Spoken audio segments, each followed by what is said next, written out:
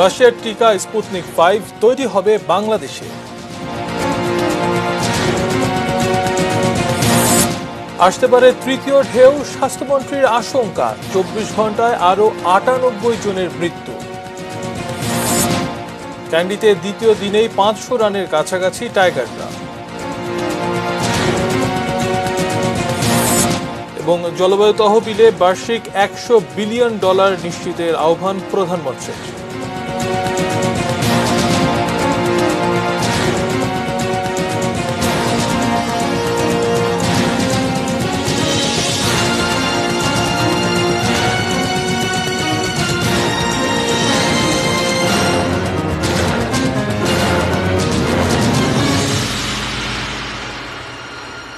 দেখছেন ATN news at 8-এ আপনাদেরকে আমন্ত্রণ জানাচ্ছি। আমি Mashrafe Shashi. VSL Angle Channel HB VSL Bikrampur steel limited. এবার বিস্তারিত। রাশিয়ার করোনা টিকা স্পুটনিক 5 বাংলাদেশে উৎপাদন করতে চুক্তি হয়েছে।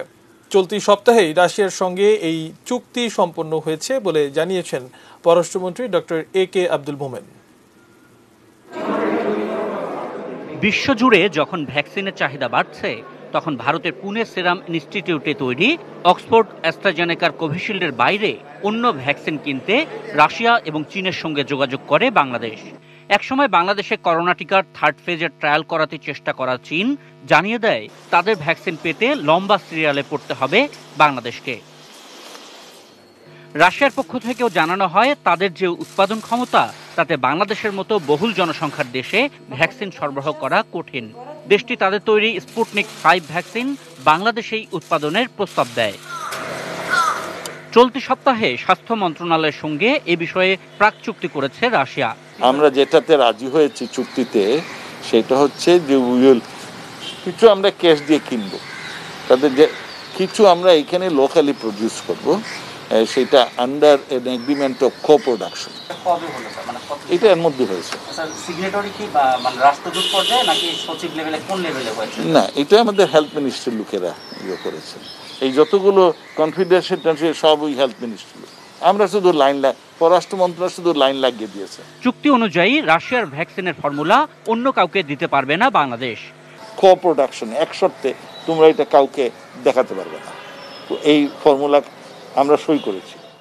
নিজেদের চাহিদা মিটিয়ে রাশিয়ার ভ্যাকসিন রপ্তানি করতে পারবে বাংলাদেশ। একটা শর্ত আমরা অ্যাড করেছি যে আমরা যদি তৈরি করি, এটা অনেক দিন এই কোভিড থাকতে পারে, তখন আমরা এটা কি এক্সপোর্ট করতে পারবো তৃতীয় দেশে। রাশিয়া রাজি হয়েছে, হ্যাঁ, বলছে ঠিক আছে, তোমরা যদি এক্সপোর্ট করতে চাও করো। বাংলাদেশে রাশিয়ার ভ্যাকসিন উৎপাদন করবে কোন প্রতিষ্ঠান এ বিষয়ে এখনো চূড়ান্ত সিদ্ধান্ত হয়নি। এরই মধ্যে সম্ভাব্য ওষুধ প্রস্তুতকারীদের নামের তালিকা দেওয়া হয়েছে রাশিয়াকে। ফাইনাল হয় না ইন দ্য সেন্স কোন কোম্পানি করবে, এগুলো তারা ঠিক করবে, আমরা করব না। তারা ওই কোম্পানিগুলো অবজার্ভ করবে, ওদের ক্যাপাসিটি দেখবে, ওদের কম্পিটিশন দেখবে। Ashikur Rahman Apu, ATN news, Dhaka. এবারে দ্য একমি ল্যাবরেটরিজ লিমিটেডের সৌজন্যে করোনা নিউজ আপডেট।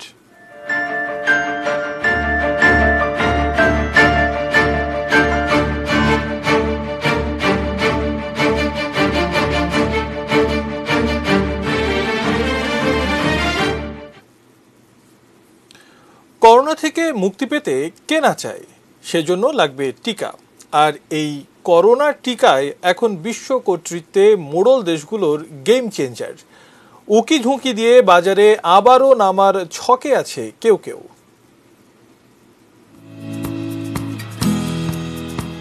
করোনা থেকে মুক্তির আশায় দেশে দেশে চলছে ভ্যাকসিন কার্যক্রম। গোটা বিশ্বে যে 6টা ভ্যাকসিন নিয়ে আলাপ চলছে, তার মধ্যে সফলতার হার সবচেয়ে বেশি মডার্না আর ফাইজারের ভ্যাকসিনের, 94 থেকে 95%। মাঠে নতুন হাকডাক এখন রাশিয়ার স্পুটনিক 5-এর। চীন বাদে এশিয়া আর আফ্রিকার মানুষের আস্থা অক্সফোর্ড অ্যাস্ট্রাজেনেকার ভ্যাকসিনের উপর, তবে এর সফলতার হার কিছুটা কম, 67 থেকে 70%। যারা ভাবছেন তাহলে মডার্না আর ফাইজারের টিকাই সমাধান, তাদের এই ভাবনাও পুরোপুরি ঠিক না। যেহেতু করোনার ভাইরাসের ধরন দেশে দেশে ভিন্ন, তাই কোনো একটি টিকা সব দেশ আর অঞ্চল কিংবা সব ধরনের করোনা ভাইরাসকে সমানভাবে মোকাবেলা করতে পারবেই তেমন নিশ্চয়তা নাই। শুরুতে অক্সফোর্ডের ভ্যাকসিনের কার্যকারিতা 84% উপরে থাকলেও আফ্রিকার ভেরিয়েন্ট আসার পর তা কমে এসেছে।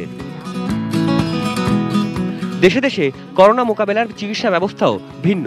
যেমন বাংলাদেশে প্রথম দিকে প্লাজমা থেরাপি চালু হলেও সেই প্রবণতা এখন একেবারেই নেই। এদিকে এখন পর্যন্ত যে তথ্য আছে তাতে অক্সফোর্ডের টিকা নেওয়া 3 কোটি গ্রহীতার মধ্যে 18 জন ফের করোনায় আক্রান্ত হয়ে মারা গেছেন, আর 2 ডোজ টিকা নেবার পর ভারতের 0.04 জন ফের করোনায় আক্রান্ত হয়েছেন। ডেনমার্ক অ্যাস্ট্রাজেনেকাকে একেবারেই বন্ধ করে দিয়েছে। আবার যেহেতু এটা একটা সুইডিশ কোম্পানি, নিজেরই কিন্তু স্ক্যান্ডিনেভিয়ান দেশ, আবার দেখেন অ্যাস্ট্রাজেনেকা কিন্তু আবার চট করে তাদের দেশে সুইডেনে আপনার জনসন এন্ড জনসন বন্ধ করে দিয়েছে। টাকার খেলার সাথে সাথে আবার ওই যে আপনার বললাম মেকানিজমের ব্যাপার আছে। Of all the products in the world, you don't want to use market-based prioritization. It's got to be vaccines. There's no technology known to man now that is faster than mRNA. Because of this monopoly or duopoly position that the sellers are in, they tend to have a high amount of market power and ability to get higher prices. হ্যাঁ, দেশে দেশে টিকার প্রাপ্যতা আর recipe ঘিরে তৈরি হচ্ছে বিশ্ব মোড়লদের নয়া খেল। টিকা উৎপাদনের সক্ষমতায় ভর করে এশিয়া জুড়ে চীন বলয় ভাঙতে ভারতের মেড ইন ইন্ডিয়া ব্র্যান্ডিং। অনেকেই বলছেন সফট পাওয়ার হওয়ার স্বপ্নে ভ্যাকসিন বাণিজ্যে নিজেদের নিয়ন্ত্রণ চাইবে ভারত। সেই সাথে দেশটি রাশিয়ার ভ্যাকসিনও বাজারে আমদানির ঘোষণা দিয়েছে। दो made in India corona vaccine दुनिया में आई है। आने वाले समय में कई और वैक्सीन भारत से बनकर के आने वाली। ওদিকে তেল বাণিজ্যের উপর মধ্যপ্রাচ্যে মার্কিন মাতবরি দ্বিতীয় বিশ্বযুদ্ধের পর থেকেই সিরিয়া ইস্যুতে রাশিয়া গেল 1 দশকে বেশ কয়েকবার সেই মাতবরিতে ভাগ বসিয়েছে। এবার ভ্যাকসিন হাতে নিয়ে সেই মধ্যপ্রাচ্যে Russia. Without doubt, it's an important success. Russia is parallel with USA in terms of anything. আপনি ফাইটার প্লেনের কথা বলেন, ওদের যা আছে ওদেরও তাই আছে, অন্য নামে আছে। ওদের সাবমেরিনের কথা বলেন, এদের সাবমেরিনের কথা বলেন, আপনার ফ্লিট ক্যারিয়ার যেগুলো যাই আছে সব কিন্তু সমান সমান ভাবে আছে 19 আর 20। ইউরোপ জুড়েই অক্সফোর্ড আর জনসন বিরোধ। এ যেন জার্মান প্রযুক্তির সাথে দীর্ঘদিনের স্ক্যান্ডিনেভিয়ান দেশগুলোর জাতিগত সূক্ষ্ম বিরোধের প্রতিচ্ছবি। আরো মজার তথ্য, এই মুহূর্তে যে কটা দেশের ভ্যাকসিন নিয়ে বাজারে আলাপ তারা সবাই পারমাণবিক শক্তিধর দেশ। সাদাত হাবিবি সেতু, এটিএন নিউজ, ঢাকা।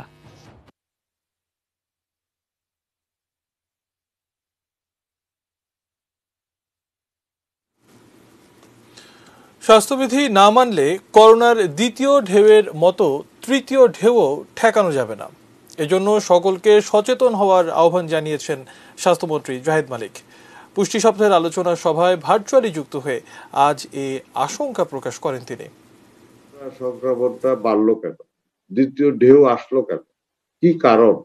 আমরা তো প্রথম ঢেউ সামাল দিয়েছিলাম, মৃত্যুর হার মাত্র 5-এ নেমে এসেছিল, মানে 7-8-এর মধ্যে থাকতো, এবং আমাদের সংক্রমণ 350-400 হইতো। হঠাৎ করে সেটা 7000-এ উঠে গেল কেমনে, 100-তে মৃত্যু উঠলো কেমনে? এই বিষয়গুলো দেখার বিষয় আছে যে করোনার এই ঢেউটা আসলো কিভাবে, কারাই ঢেউটা আনলো। কারণ আমরা যদি এটাকে চিহ্নিত না করি তাহলে আবার তৃতীয় ঢেউর জন্য আমাদের অপেক্ষা করতে হবে। এই যে আমরা ঘোরাঘুরি করলাম বেসামাল ভাবে, আমরা বিভিন্ন জায়গায় গেলাম, মাস্ক পরলাম না, সামাজিক দূরত্ব বজায় রাখলাম না, যার ফলে আমাদের এই দ্বিতীয় ঢেউ আসলো। 10,000 আইসিইউ ও 20টি এইচডিইউ বেড নিয়ে ঢাকায় করোনা চিকিৎসায় যুক্ত হলো আরও 200 শয্যা। জাতীয় হৃদরোগ ইনস্টিটিউট ও হাসপাতালে চালু হয়েছে কোভিড ইউনিট। এতে হৃদরোগে আক্রান্ত কোভিড রোগী ছাড়াও যে কোনো করোনা রোগী চিকিৎসা সেবা পাবেন। হাসপাতালগুলোর আইসিইউতে উচ্চ রক্তচাপ ও হৃদরোগীদের মধ্যে যারা করোনায় আক্রান্ত হয়েছেন তাদের মৃত্যু ঝুঁকি শুধু করোনা ভাইরাসে আক্রান্তদের চেয়ে প্রায় 3.5 গুণ বেশি। করোনার দ্বিতীয় ধাক্কায় প্রতিদিনই বাড়ছে আক্রান্তের সংখ্যা, দীর্ঘ হচ্ছে মৃত্যুর মিছিল। হাসপাতালের কোনো আইসিইউ শয্যাই ফাঁকা নেই, বাড়ছে হাহাকার। করোনা আক্রান্তদের ফুসফুসই সবচেয়ে ক্ষতিগ্রস্ত হয়।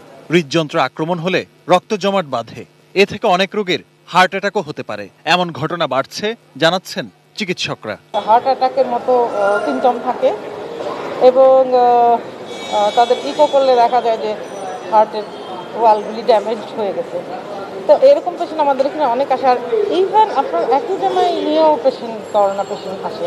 এই অবস্থায় জাতীয় হৃদরোগ ইনস্টিটিউটে চালু হয়েছে 200 শয্যার কোভিড ইউনিট।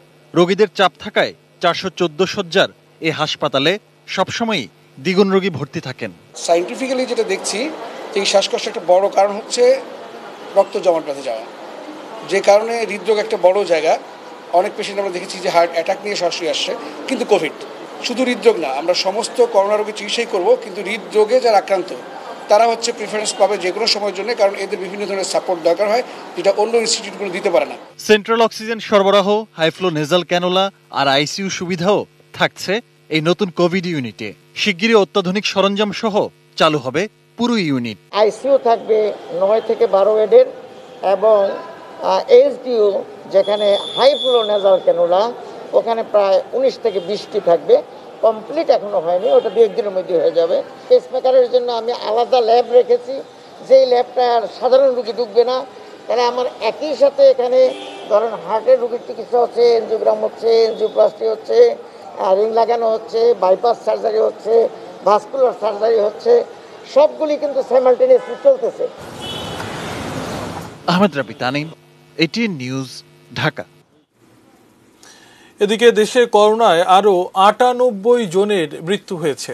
স্বাস্থ্য অধিদপ্তরের নিয়মিত সংবাদ বিজ্ঞপ্তিতে এ তথ্য জানানো হয়েছে।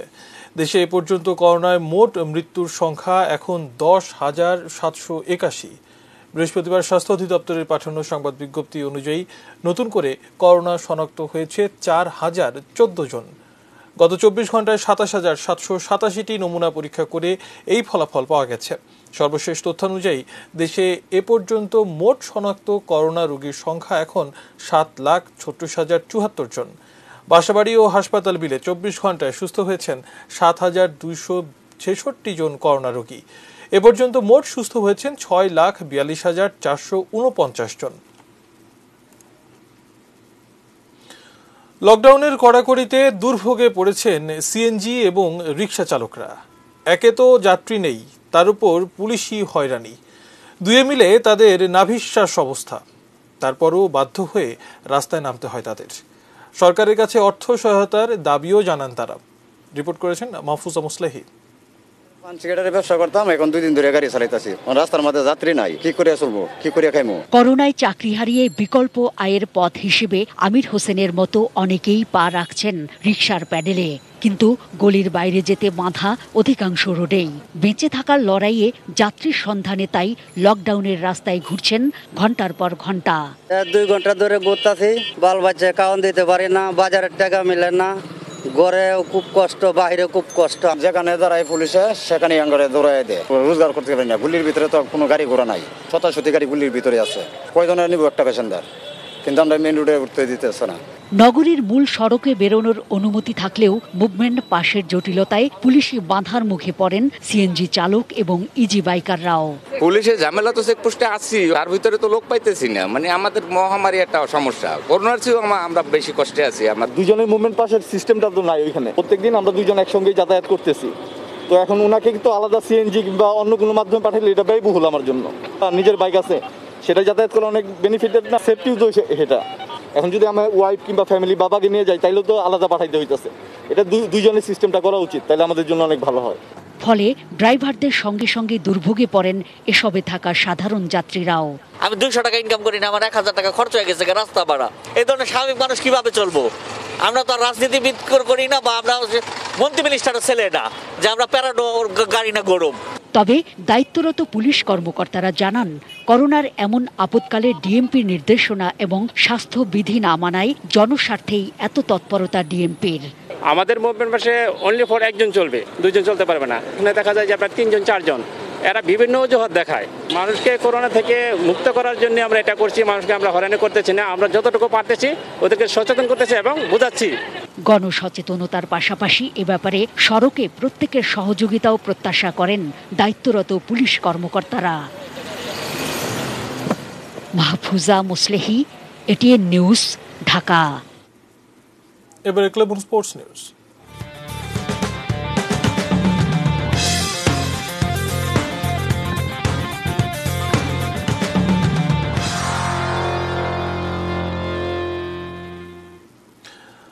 নাজমুল শান্ত ও মুমিনুল হকের চোখ জুড়ানো ব্যাটিংয়ে বৃষ্টি এবং আলোক স্বল্পতার মাঝেও ক্যান্ডি টেস্টের দ্বিতীয় দিনও বাংলাদেশের নির্ধারিত সময়ের 25 ওভার আগে খেলা শেষ হলেও বাংলাদেশের সংগ্রহ দাঁড়িয়েছে 4 উইকেটে 474 রান। সমালোচনাকে শক্তিতে পরিণত করে মাঠে কিভাবে লড়তে হয় তা দেখিয়েছেন নাজমুল হোসেন শান্ত। প্রথম দিনের ধারাবাহিকতা দ্বিতীয় দিনের প্রথম সেশনে অব্যাহত রেখেছিলেন তিনি। সঙ্গী অধিনায়ক মুমিনুলও এদিন দুর্দান্ত। তাদের জুটিতে প্রথম সেশনে উঠেছে 76 রান। এর মাঝে টেস্ট মেজাজে খেলে 224 বলে ক্যারিয়ারের 11তম শতক তুলে নেন মুমিনুল, যা দেশের বাইরে তার প্রথম। আর শান্তর নামের পাশে ততক্ষণে 155। But there was no third sleeper there and 150 runs for Shanto. Very well played, young man. বিরতি থেকে ফিরে ব্যক্তিগত 200 ছোঁয়া হলো না শান্তর। ফিরে গেলেন কুমার আর বলে। তখন পর্যন্ত তার নামের পাশে ক্যারিয়ার সেরা 163 রানের এক অসাধারণ ইনিংস। তৃতীয় উইকেটে বাংলাদেশিদের মধ্যে রেকর্ড 242 রানের পার্টনারশিপও এ দুজনের। সঙ্গীর বিদায়ের পর মুমিনুলও স্কোরটাকে আর বড় করতে পারেননি। বিদায় নিয়েছেন ব্যক্তিগত 127 রানে। চা বিরতির পরে বৃষ্টির কারণে প্রথম দফায় যখন খেলা বন্ধ হয় তখন টাইগারদের স্কোর 449। বৃষ্টি থেমে আবারও মাঠে খেলা শুরু হলেও আলোক স্বল্পতায় সেটি আর নির্ধারিত সময় পর্যন্ত গড়ায়নি। তার অনেক আগেই শেষ হয়েছে দিনের খেলা। মুশফিক 43 এবং লিটন 25 রানে তৃতীয় দিনের খেলা শুরু করবেন। No signs of rain because when you Shubhodeb Nath, sports desk, ATN news. এবারে জলবায়ু শীর্ষ সম্মেলনের খবর জানাবো। জলবায়ু সংকট মোকাবেলায় 4 দফা প্রস্তাব দিয়েছেন বাংলাদেশের প্রধানমন্ত্রী শেখ হাসিনা। তিনি বলেন, কার্বন নিঃসরণ কমিয়ে আনতে উন্নত দেশগুলোকে দ্রুত কার্যকরী পরিকল্পনা গ্রহণ করতে হবে। সন্ধ্যায় যুক্তরাষ্ট্রের প্রেসিডেন্ট জো বাইডেনের আহ্বানে আয়োজিত জলবায়ু শীর্ষ সম্মেলন ভার্চুয়ালি যোগ দিয়ে প্রধানমন্ত্রী এসব কথা বলেন। বিশ্ব ধরিত্রী দিবসে এই জলবায়ু শীর্ষ সম্মেলনের আয়োজন করেছেন মার্কিন প্রেসিডেন্ট জো বাইডেন। প্যারিস জলবায়ু চুক্তিতে মার্কিন যুক্তরাষ্ট্রের ফিরে আসার পর এই আয়োজন নিঃসন্দেহে অন্যরকম বার্তা বহন করে। সম্মেলনে বিশ্বের 40টি দেশের নেতাকে আমন্ত্রণ জানিয়েছেন মার্কিন প্রেসিডেন্ট।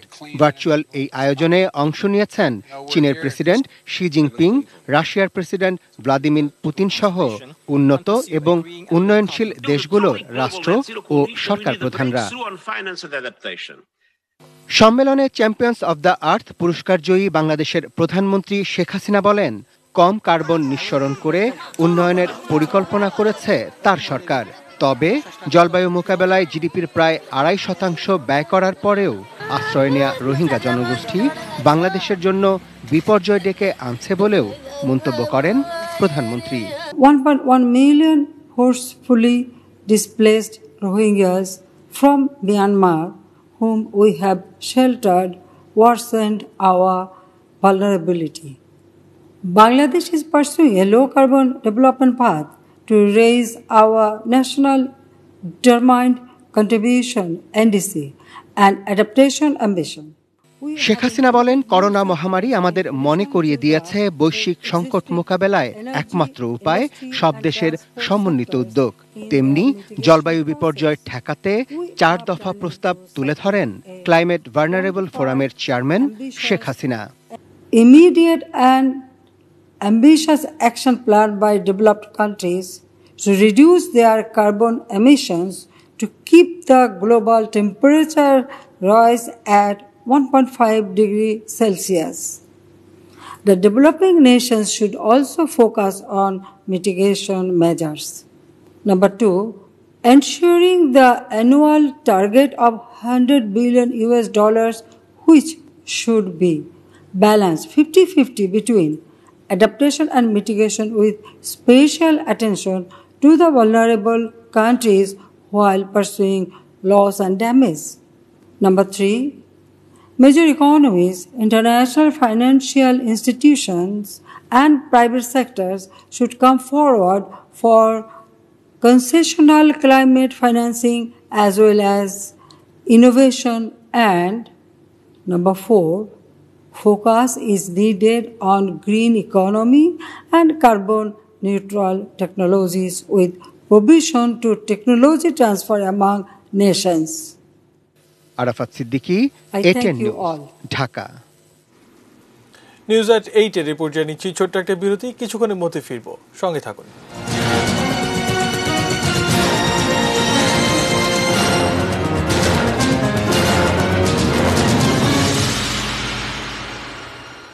বিরতির পর আবারও আমন্ত্রণ জানাচ্ছি নিউজ এট 8 এ। ধন্যবাদ আমাদের সঙ্গে থাকার জন্য। দেশে মেট্রো রেলের যুগ শুরু হলো বলে একদিকে চলছে রেলপথের কাজ দ্রুতগতিতে শেষ করার চেষ্টা, অন্যদিকে জাপান থেকে আসছে ফরমায়েশ অনুযায়ী তৈরি ট্রেন। মেট্রো রেলের এক সেট কোচ ইতোমধ্যে ঢাকার উত্তরা ডিপোতে নেওয়া হয়েছে। সম্রাট আনোয়ারের রিপোর্ট দেখুন।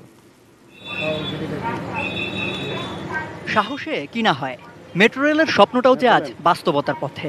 উন্নয়নের প্রশ্নে বাংলাদেশ আপোষহীন, এ যেন তারই প্রমাণ। ঢাকায় চালানোর জন্য মেট্রো রেলের প্রথম সেট ট্রেন এখন দেশে। এরই মধ্যে নেওয়া শুরু হয়েছে দিয়াবাড়িতে স্থাপিত ডিপোতে।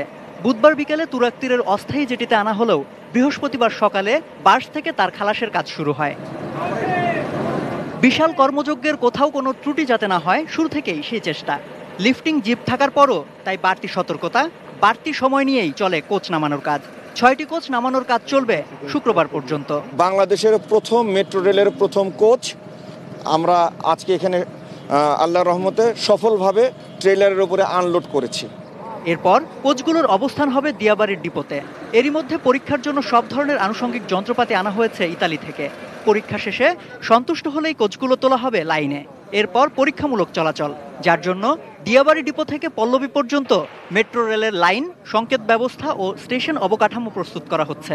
বাংলাদেশে প্রথম মেট্রো রেল নির্মাণ কাজের সর্বশেষ সার্বিক অগ্রগতি শতকরা 61.49%। প্রথম পর্যায়ে নির্মাণের জন্য নির্ধারিত পূর্ত কাজের অগ্রগতি শতকরা 83.52%। দুপাশে দুটি ইঞ্জিন আর 4টি কোচের সমন্বয়ে ট্রেনের সেটগুলো তৈরি করছে জাপানের কাওয়াসাকি মিৎসুবিশি যৌথ কনসোর্টিয়াম। চুক্তির 24 সেটের মধ্যে প্রস্তুত হয়েছে 5 সেট ট্রেন। প্রথমটির ধারাবাহিকতায় পরবর্তী সেটগুলোর ট্রেনও খুব দ্রুত দেশে আনা হবে। দ্বিতীয় মেট্রো ট্রেন সেটের জাহাজীকরণ জাপানের কোবে সমুদ্র বন্দরে গতকাল সম্পন্ন হয়েছে। 16 জুনের মধ্যে আশা করছি ডিপোতে পৌঁছবে। সম্রাট আনোয়ার, ATN নিউজ, ঢাকা। প্রবাসী কর্মীদের কাজে ফেরাতে যেসব বিশেষ ফ্লাইট, এখন সেগুলোতেই দেশে ফিরছেন অনেকে। 5 দিনে 5 দেশ থেকে 66টি ফ্লাইটে দেশে ফিরেছেন 1400 জন। আমিরুল ইসলামের রিপোর্ট। প্রবাসী কর্মীদের কাজে ফিরতে 5টি দেশের 8টি শহরে বিশেষ ফ্লাইট চালু হয় গত শনিবার। এই 5 দিনে শাহজালাল আন্তর্জাতিক বিমানবন্দর থেকে প্রায় 15,000 যাত্রী নিয়ে 71টি ফ্লাইট ছেড়ে গেছে। বৃহস্পতিবার 23টি ফ্লাইটের শিডিউল। যাত্রীদের করোনা ভাইরাসের নেগেটিভ সনদ সহ যাত্রার 6 ঘন্টা আগে বিমানবন্দরে উপস্থিত থাকতে বলা হয়েছিল, তাই সকাল থেকেই বিমানবন্দরের গেটে এমন দীর্ঘ লাইন। সৌদি প্রবাসী মৌলভীবাজারের জিয়র রহমানের মতো ভোগান্তি সহ্য করে বিমানবন্দরে আসতে হয়েছে অনেককে। 1 বছর ধরে দেশ গেছেবার করোনা তাইছিলাম। আমার আপ ডাউন টিকিট ইমারতর আসিল, পরের বছর এইটা গেছে। আবার বাংলাদেশ বিমানে বিজনেস ক্লাস টিকিট করছি, এখন সৌদি এয়ারলাইন্স আবার 3টা টিকিট আমি করছি। 3টা টিকিটে আমার বাংলায় প্রায় 3 লক্ষ টাকার মতো গেছে। এখন আমি ঢাকাতে আসছি গত রাত্রে, কোনো গাড়ি নেই, মাই খরচ করে আসছি। তো এখন বসতে হতো, সারা রাত গেল, সারাদিন এখন কোন সময় যেতে পারে আল্লাহ জানে। তবে সব কাটিয়ে ফিরে যেতে পারছেন, এতেই সন্তুষ্ট অধিকাংশ প্রবাসী। হাঁটিয়ে আসছি, বাইরে আসছি, বাইসাইকেলে আসছি, মানে আবার হোন্ডায় আসছি, এইভাবে আসি এখানে পৌঁছেছি 4 দিন। ট্রাভেলসে থেকে অন্য ট্রাভেলসে ঘুরতে হয়েছে। বিশেষ এই ফ্লাইট চালুর সময় প্রবাসীদের ফেরত পাঠাবার কথা বলা হলেও এখন সেই বিমানেই দেশে ফিরছেন অনেকে। ফিরতি পথে বিমানগুলো নতুন যাত্রী নিয়ে যেন দেশে না আসে সে ব্যাপারে চেষ্টা থাকবে বলে জানিয়েছিলেন পররাষ্ট্রমন্ত্রী। আমরা বলছি এই কোভিডের এই লকডাউনের সময় আল্লাহর ওয়াস্তে আসবেন না। তবে সে চেষ্টা পুরোপুরি সফল হয়নি। তবে ফেরত আসা যাত্রীদের কোয়ারেন্টাইন নিশ্চিত করা হয়েছে জানিয়ে বিমানবন্দরের পরিচালক বলছেন, ফিরতি যাত্রী ক্রমশ বাড়ছে। আসার পরে 14 দিন অবশ্যই কোয়ারেন্টাইন, মাস কোয়ারেন্টাইন। এই বিষয়গুলি দেওয়া হয়েছে যাতে করে যাত্রীরা এখানে বাংলাদেশে আসতে নিরুৎসাহিত হয়। আর তারপর আমরা দেখতে পাচ্ছি বিগত 2 দিনে যাত্রীর সংখ্যা বেশ। বুধবার থেকে চালু হওয়া অভ্যন্তরীণ রুটে বৃহস্পতিবার নভোয়ারের 11টি ও ইউএস বাংলার 10টি ফ্লাইট চলাচল করে। Aminul Islam, ATN news, Dhaka. এবার সোশ্যাল ইসলামী ব্যাংক লিমিটেড বাণিজ্য সংবাদ জানাবো।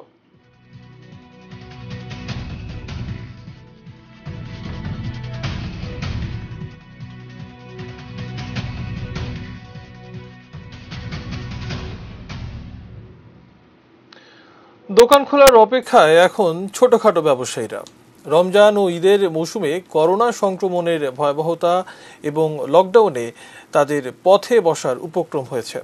আরো জানাচ্ছেন গোলাম কাদের রূপু। ইসলামপুর রাজধানীতে কাপড়ের সবচেয়ে বড় পাইকারি ব্যবসা কেন্দ্র। চিরচেনা ব্যস্ততম এই এলাকাটি এখন অচেনা। প্রায় 15,000 পাইকারি দোকান, লাখেরও বেশি কর্মচারী আর সারা দেশ থেকে আসা ব্যবসায়ীদের আনাগোনা। এখন বলতে গেলে সবকিছু নিঃশব্দই। আমাদের কারিগর ফ্যাক্টরি সারা বছর যেভাবে চালিয়ে আমরা প্রস্তুত করে রাখছি, স্টক করে রাখছি, সেই প্রোডাক্টগুলো গত বছরও আমরা ঠিক সময়তে সেল করতে পারিনি, এবছরও আমরা ঠিক সময়তে সেল করতে পারিনি। ইসলামপুরের পাইকারি দোকান থেকে নিউ মার্কেট এলাকার খুচরা দোকান। বন্ধ দোকানের ভিতরে সবই আছে, শুধু নেই ক্রেতা। বৈশাখের ব্যবসা তো গেছেই, এখন ঈদের আগে একটু ব্যবসা করার সুযোগ চান তারা। হাজার কোটি টাকার বিনিয়োগ করে দুশ্চিন্তায় দেশীয় ব্র্যান্ডের ফ্যাশন হাউসগুলো। যেহেতু রমজান আমাদের মেইন টাইম, গত বছর আমরা একবার ধরা খেয়েছি, এবার আবার সময়টা এসেছিল, যেহেতু করোনা বেড়ে গেছে, আমরা সেদিকে গভর্নমেন্টের সে সিদ্ধান্তকেও রেসপেক্ট জানাই। আমরা শতভাগ স্বাস্থ্যবিধি মেনে বেলা 12টা থেকে রাত 10টা পর্যন্ত দোকান খোলা রাখতে চাই। সেই ক্ষেত্রে আমরা একটা কাজ করতে পারি, অঞ্চল ভিত্তিক। আজকে এক এলাকা, কাল অন্য এলাকা, তারপর পরের দিন দেখা গেল যে অন্য এলাকা, এবং স্থানীয় যে সকল প্রশাসন আছে এবং তাদের নজরদারির মাধ্যমে যদি খুলে দেওয়া হয়, ব্যবসায়ীরা হয়তো বা বেঁচে যেতে পারবে। রাজধানী থেকে শুরু করে শহর, বন্দর, গ্রাম সব জায়গাতেই ব্যবসায়ীদের হাহাকার। প্রায় 54 লাখ ছোট ব্যবসা প্রতিষ্ঠান, আর এখানে জড়িত 2,14 লাখ মানুষ। আমরা আমাদের জীবনও বাঁচাতে হবে, আমাদের জীবিকাও নির্ভর করতে হবে। নির্বাহ যদি আমরা জীবিকা না করতে পারি, আমাদের এই জীবন তো থাকবে না, হাহাকার। আমরা সেই স্বাস্থ্যবিধি মেনেই আমাদের জীবিকা নির্বাহের জন্য আমাদের দোকানগুলো খুলে রাখা অত্যন্ত আবশ্যক। ছোট ছোট এমন উদ্যোক্তা আর ব্যবসায়ীদের সাথে একমত অর্থনীতিবিদরাও। তারাও বলছেন, লকডাউন নয় সমাধান, জীবন আর জীবিকার সমন্বয়ে। স্বাস্থ্যবিধি যদি মানুষ মেনে চলে তাহলে কিন্তু কিছু চলাফেরা চালু রাখা সম্ভব। দীর্ঘমেয়াদে লকডাউন দিয়ে আমরা দিতে পারবো না, এবং লকডাউন দিয়ে আসলে সেটা কতখানি কার্যকর করা যাবে মানুষের যদি সমস্যায় পড়ে জীবিকা, তাহলে কাজে সেই বিবেচনায় আমাদেরকে স্বাস্থ্যবিধি কঠোরভাবে মানার দিকে নজর দিতে হবে। পাশাপাশি এসব ব্যবসায়ীদের চিহ্নিত করে প্রণোদনা দেওয়ার পরামর্শও দেন তিনি। গোলাম কাদের রবু, এটিএন নিউজ, ঢাকা। সময় হলো আরো একবার বাজিদ স্টিল বিরতি নেবার, এরপর আরো যে থাকছে। জুন জুলাইয়ের আগে ভারত থেকে টিকা রপ্তানি হচ্ছে না।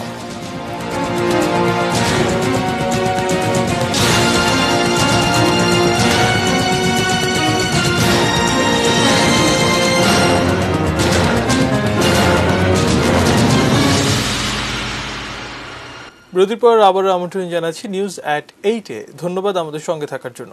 এবারে মেটাল প্রেজেন্টস কৃষি সংবাদ, সুজলা সুফলা।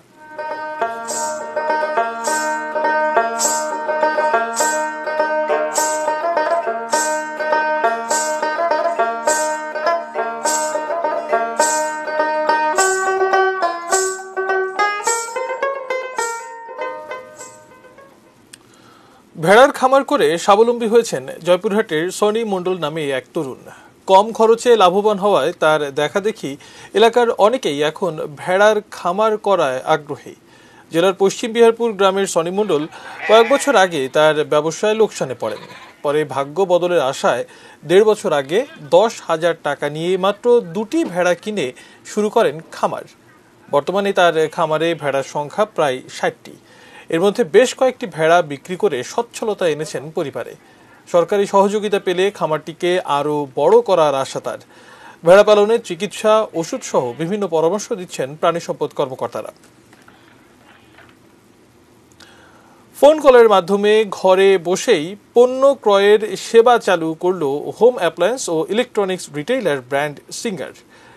একটাই কল দ্যাটস অল শিরোনামে এই সেবায় দেশের যে কোনো প্রান্ত থেকে 16482 নম্বরে কল করে সিঙ্গারের কোনো পণ্য কিনতে চাইলে 24 ঘন্টার মধ্যে ক্রেতার ঘরে পৌঁছে দেওয়া হবে। ক্রেতা পণ্য বুঝে পাওয়ার পর মূল্য পরিশোধ করবেন। হোম ডেলিভারির জন্য ক্রেতার কাছ থেকে নেওয়া হবে না কোনো রকম চার্জ। দেশে করোনা সংক্রমণ বাড়ায় ক্রেতা সাধারণকে ঘরে রাখতে উদ্বুদ্ধ করতে সিঙ্গারের এই সেবা, জানিয়েছে কর্তৃপক্ষ।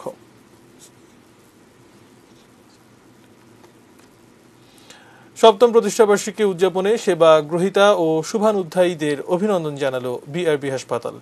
গত বুধবার এই উপলক্ষে সীমিত পরিসরে আয়োজিত এক অনুষ্ঠানে হাসপাতাল ব্যবস্থাপনা কর্তৃপক্ষ তাদের সেবা অব্যাহত রাখতে সকলের দোয়া প্রার্থনা করেন।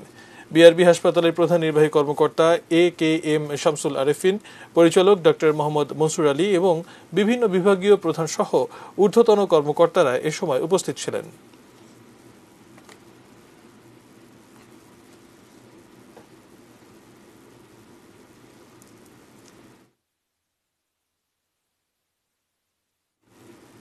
এবার আন্তর্জাতিক প্রসঙ্গ। আগামী জুন জুলাই মাসের আগে টিকা রপ্তানির সুযোগ নেই বলে জানিয়েছে ভারতের সিরাম ইনস্টিটিউট। এনডিটিভিকে দেয়া এক সাক্ষাৎকারে একথা বলেন প্রতিষ্ঠানটির প্রধান নির্বাহী কর্মকর্তা আদর পুনেওয়ালা। তিনি বলেন, বর্তমান করোনা পরিস্থিতিতে তারা দেশের চাহিদাকে সবচেয়ে বেশি গুরুত্ব দিচ্ছেন। এ সময় তিনি আগামী জুন জুলাই থেকে আবারও একটু করে রপ্তানি শুরু করার আশা প্রকাশ করেন। গত বছরের ডিসেম্বরে বাংলাদেশ বেক্সিমকো ফার্মাসিউটিক্যালসের মাধ্যমে সিরামের তৈরি 3 কোটি ডোজ কোভিশিল্ড টিকা কেনার চুক্তি করে। চুক্তি অনুযায়ী বাংলাদেশকে প্রতি মাসে 50 লাখ ডোজ দেওয়ার কথা। তবে এখন পর্যন্ত 2 ধাপে মাত্র 70 লাখ ডোজ টিকা পেয়েছে বাংলাদেশ। আর ভারত সরকার উপহার হিসেবে দিয়েছে 33 লাখ টিকা। সম্প্রতি করোনা ভাইরাসের দ্বিতীয় ঢেউয়ের প্রেক্ষাপটে সৃষ্ট টিকা সংকটের কারণে রপ্তানি বন্ধ রেখেছে ভারত সরকার।